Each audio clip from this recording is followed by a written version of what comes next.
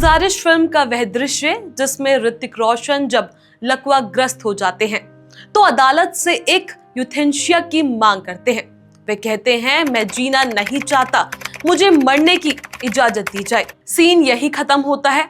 ये सीन है साल 2010 में आई संजय लीला बंसाली की फिल्म गुजारिश का।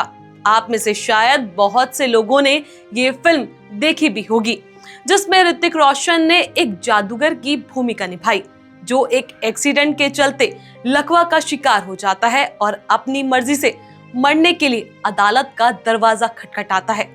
लेकिन इसके दशकों पहले साल 1979 में एक खास फिल्म आई थी शायद, जिसमें तब भी इस विषय को उठाया गया था। मदन बावरिया के डायरेक्शन में बनी ये फिल्म एक ऐसे व्यक्ति की कहानी कहती है जो कैंसर के असहनीय दर्द से जूझते हुए समाज से सवाल करता है कि जब डॉक्टर्स के पास उसे देने के लिए जिंदगी नहीं है तो क्या उसे दर्द के साथ जबरदस्ती जिंदा रखने पर मजबूर क्यों किया जा रहा है। सिनेमा का ये सफर यही नहीं रुका। साल 2022 में सलाम वेंकी नाम से आई फिल्म ने लोगों का दिल भर दिया। काजोल और विशाल जेडवा स्टार से ये फिल्म एक ऐसे युवक की कहानी है जो ALS नाम की एक गंभीर बीमारी से जूझते हुए अपनी मौत का हक मांगते हैं। इसी तरह 2016 में आई एक Hollywood film me before you जो जोजो मोस के नोवेल मी बिफोर यू पर बेस्ड है। इसमें भी फिल्म का हीरो एक एक्सीडेंट के बाद टेराप्लेजिया या क्वाड्राप्लेजिया का शिकार हो जाता है। वो भी मौत को चुनना चाहता है। क्वाड्राप्लेजिया या टेराप्लेजिया असल में एक पैरालाइज की स्थिति होती है जो रीढ़ की हड्डी के ऊपरी हिस्से गर्दन में किसी गहरी चोट की वजह से होती है। इसे हाथों और पैरों के साथ साथ छाती के नीचे का हिस्सा काम करना बंद कर देता है। इससे शरीर के स्पाइनल कॉर्ड के सर्वाइकल एरिया में सेंसरी फंक्शन कम या पूरी तरह से बेकार हो जाता है। आसान भाषा में कहे तो इन हिस्सों में हलचल और सेंसेशन होनी बंद हो जाती है।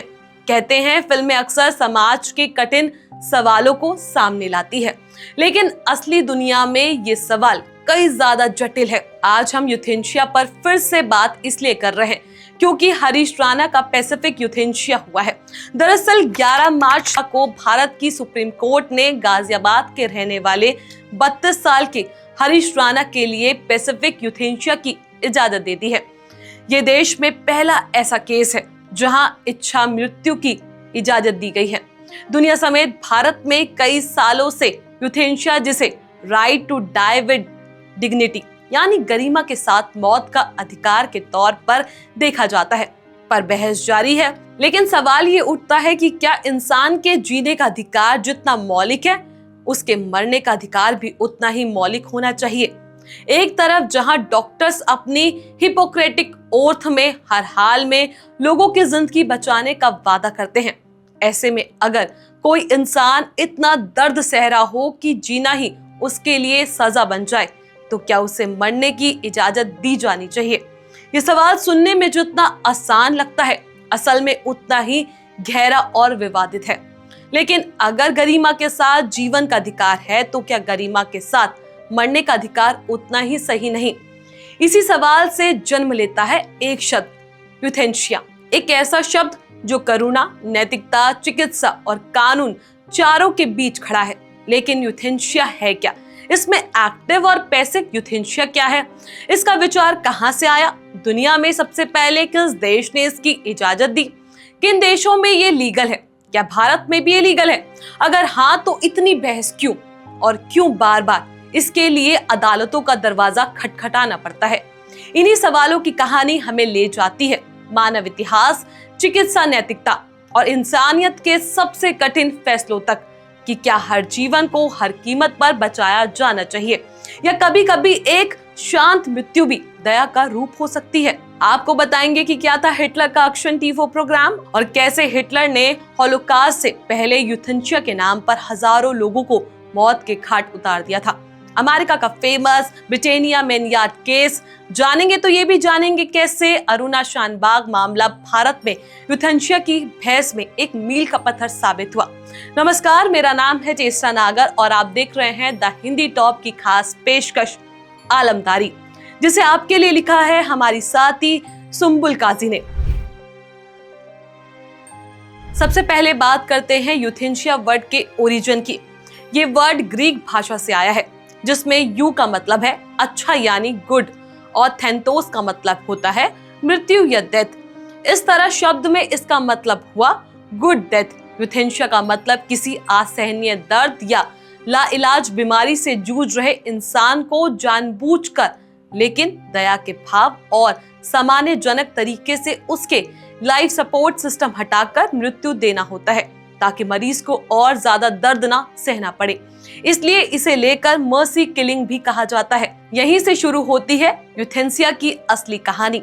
भारत के ताजा हरीश राणा मामले को लेकर कोर्ट का ये फैसला एक महत्वपूर्ण मिसाल बन गया, जिसने इच्छा मृत्यु पर भारत की लंबी कानूनी यात्रा को फिर सामने ला दिया। डॉक्टर की भाषा में कहे तो हरीश पिछले 13 सालों से वेजिटेटिव स्टेट में थे।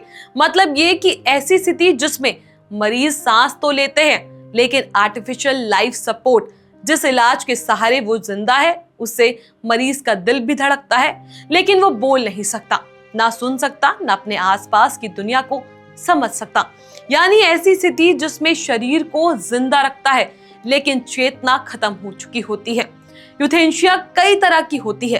एक्टिव यूथेनेशिया यानी जब डॉक्टर किसी दवाई या इंजेक्शन के जरिए मरीज को जानबूझकर मौत दे। पैसिव यूथेनेशिया, जो कि हमने हरीश राणा के केस में देखा, इसमें किसी मरीज की जिंदगी को बनाए रखने वाले इलाज या लाइफ सपोर्ट को धीरे धीरे कर हटा दिया जाता है, जिससे मरीज को नेचुरल रूप से मौत दी जाती है। यानी अगर कोई मरीज सालों तक बिस्तर पर है, कोमा में है और उसे ठीक होने की संभावना पूरी तरह खत्म हो चुकी है, तो वो सिर्फ लाइफ सपोर्ट सिस्टम पर जिंदा है, तो उसका लाइफ सपोर्ट सिस्टम हटाया जा सकता है।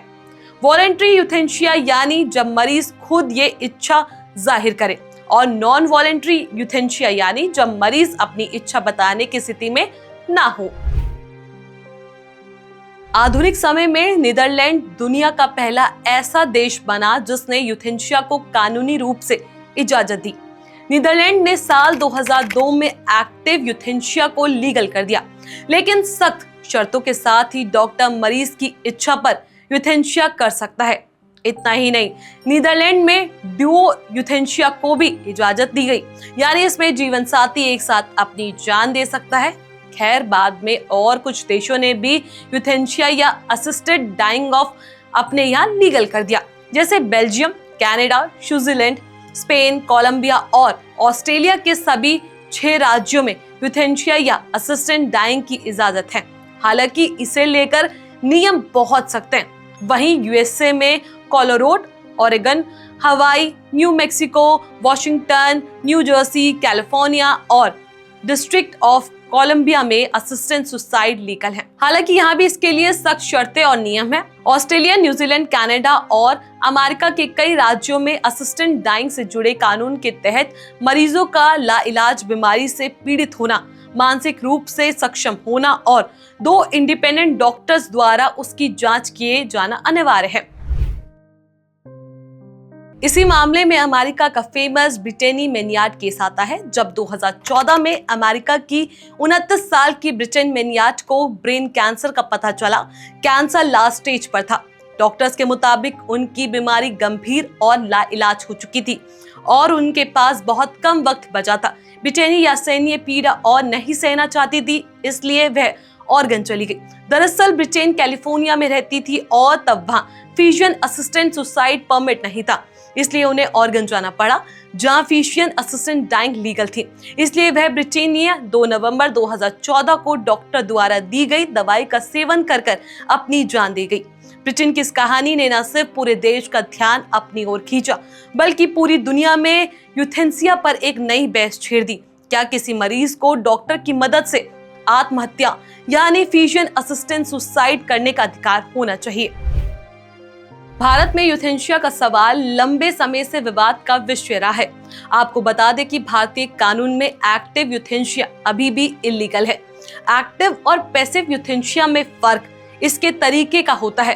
एक्टिव यूथेनेशिया में किसी व्यक्ति की जान लेने के लिए जानबूझकर कोई कदम उठाया जाता है, जैसे जहरीला इंजेक्शन देकर मरीज को इच्छा मृत्यु दी जाती है, जबकि पैसिफिक यूथेनेशिया के तहत मरीज के लाइफ सपोर्ट को धीरे धीरे हटा लिया जाता है और मरीज को नेचुरल रूप से मौत दी जाती है। ये पहली बार है जब भारत में पैसिफिक यूथेनेशिया की अनुमति दी गई है, लेकिन ये इजाजत कुछ शर्त नियमों के तहत विशेष परिस्थितियों में ही है। भारत में इस बदलाव के पीछे सबसे महत्वपूर्ण केस था अरुणा शानबाग। भारत में यूथेनेशिया की बहस को अरुणा शानबाग केस ने बड़े पैमाने पर प्रभावित किया। दरअसल अरुणा शानबाग मुंबई के KEM यानी किंग एडवर्ड मेमोरियल हॉस्पिटल में नर्स थी। साल 1973 में अस्पताल के एक सफाई कर्मचारी द्वारा अरुणा के साथ यौन हिंसा और कुत्ते की चेन से गला घोंटकर हत्या की जाने के प्रयास में अरुणा को गंभीर रूप से मानसिक चोट पहुंची, जिससे वो कोमा जैसी स्थिति में चली गई। उस वक्त उनकी उम्र महज 25 साल थी। इसके बाद अरुणा लगभग 42 साल तक वेजिटेटिव स्टेट में रही और 2015 को निमोनिया की वजह से 68 साल की उम्र में अरुणा शानबाग इस दुनिया को अलविदा कह गई।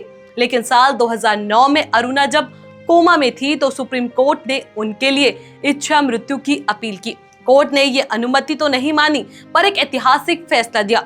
साल 2011 में कोर्ट ने पैसिफिक यूथेनेशिया के हक में फैसला सुनाया।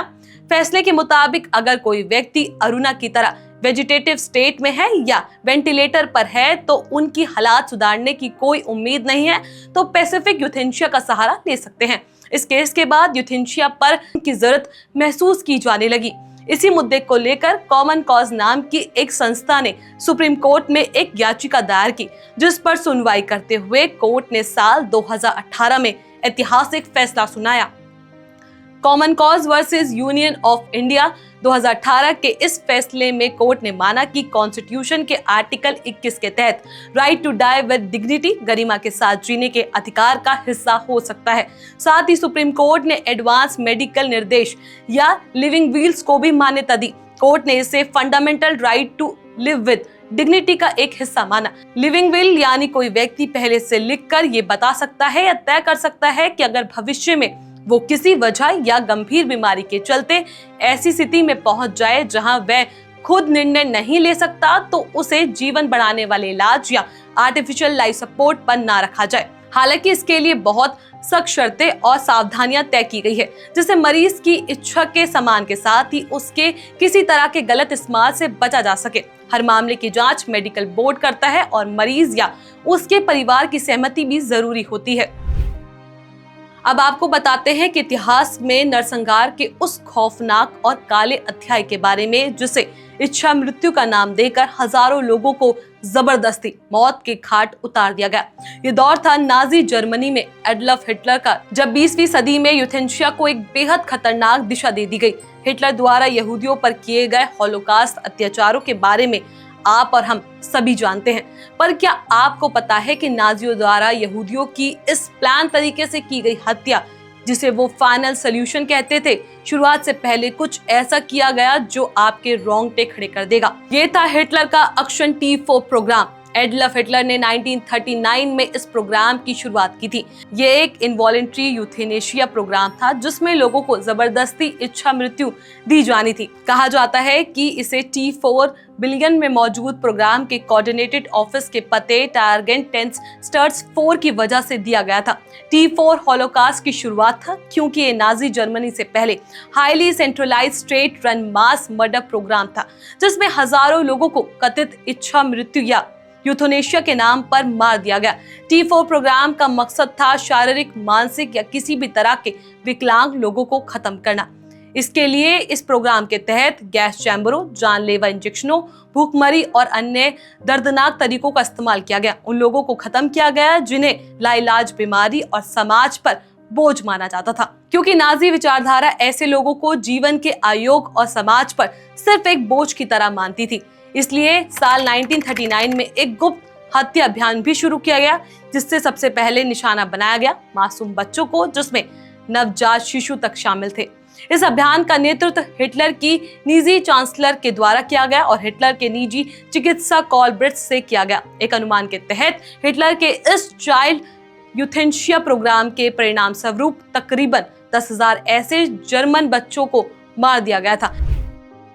अब आते हैं अपने उसी सवाल पर कि क्या किसी को ये तय करने का हक होना चाहिए कि जीवन कब खत्म होगा, क्योंकि सवाल सिर्फ कानून का नहीं, सवाल है क्या हम अपनी या कोई और किसी और की मृत्यु का निर्णय ले सकते हैं। क्या परिवार के दबाव में गलत फैसले हो सकते हैं। क्या ये कमजोर लोगों के शोषण का रास्ता बन सकता है। सवाल है दर्द का, करुणा का, नैतिकता का और इंसानियत का। सवाल बहुत है, शायद इसी वजह से हर समाज, हर अदालत और हर इंसान इस सवाल का जवाब अपने अपने तरीके से खोज रहा है। यूथेनेशिया की बहस शायद कभी पूरी तरह खत्म नहीं होगी, क्योंकि ये सवाल कानून से ज्यादा हमारी मानवता से जुड़ा हुआ है। इसलिए यूथेनेशिया आज भी दुनिया के सबसे कठिन नैतिकता और कानूनी सवालों में से एक है। इस पूरे वीडियो पर आपका क्या कुछ कहना है, हमारी खास पेशकश को लेकर आपका क्या कुछ कहना है, अपनी राय हमें नीचे कमेंट सेक्शन में जरूर बताएं। ऐसी और भी वीडियोस के लिए आप हमारे चैनल द हिंदी टॉप को सब्सक्राइब कर लें। इसके अलावा आप हमें एक्स, फेसबुक और इंस्टाग्राम पर भी फॉलो कर सकते हैं।